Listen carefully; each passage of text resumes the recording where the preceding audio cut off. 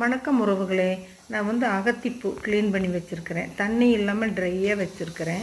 இதை வந்து நல்லா பொடி பொடியாக அரிஞ்சிக்கலாம். பொடி பொடியாக அரிஞ்சிட்டு நம்ம வந்து தண்ணியே இருக்கக்கூடாது. அந்த எண்ணெயுமே இதுக்கு சேர்த்துற உப்புமே போதுமானது. நல்லா சோற வணங்கிடும், கலர் மாறிடும். வைலட் கலர் வந்து இந்த வாடாமல்லி கலர் வந்து லைட் ப்ளூ கலர் மாதிரி மாறிடும். பாருங்கள், வடைச்சட்டி வச்சாச்சு, எண்ணெய் ஊற்றியாச்சு. மண் பாத்திரம் தான் இதுக்கெல்லாம் கரெக்டாக இருக்கும். அந்த சூட்லேயே வேகிறதுக்கு எண்ணெய் காய்ஞ்சது, கடுகு சேர்த்திட்டேன்.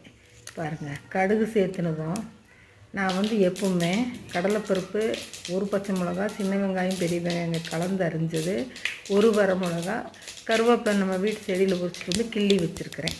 நீங்கள் வந்து வேணும்னா மிளகாய் சேர்த்து போட்டுக்கலாம், இல்லாட்டி மிளகாத்தூள் அரைச்சின்னு போட்டுக்கலாம். நான் எல்லாம் ஒன்றா சேர்த்துருவேன். எல்லாம் முதல்ல கடலைப்பருப்பு சேர்த்துட்டு மறுபடி போடுவாங்க. நான் ஒன்றாவே சேர்த்திடுவேன். நல்லா வணங்கிடுச்சு. நம்ம வந்து இந்த வணங்கினது கூட இந்த பூவை கட் பண்ணி வச்சுக்கிற பூவை சேர்த்துடலாம். சேர்த்துட்டு நல்லா கிளறி உப்பு சேர்த்து மூடி வச்சுட்டு நடக்கடலை, பச்சை நடக்கடலை, கருவேப்பிலை, தேங்காய் இந்த மூணும் சேர்த்து நான் மிக்சியில் அடிச்சுட்டு வந்துடுவேன். வறுத்துருவேன். தோலோடு தான் நான் போடுவேன். தோல் எடுக்க மாட்டேன். தோல் வந்து ரொம்ப நல்லது உடம்புக்கு. இதை அடிச்சுட்டு வந்துடலாம். மிக்சியில் நல்லா ஒன்றும் பாதியமாக அடிச்சுட்டு வந்துடணும். மிக்சியில் அடிச்சுட்டு வந்து பாருங்கள் எப்படி இருக்குதுன்னு. இதை வந்து நம்ம இதில் சேர்த்துடலாம். பாருங்கள், நல்லா சோற வணங்கிடுச்சு. இது மாதிரி செஞ்சு சாப்பிட்டு பாருங்கள், அல்டிமேட்டாக இருக்கும்.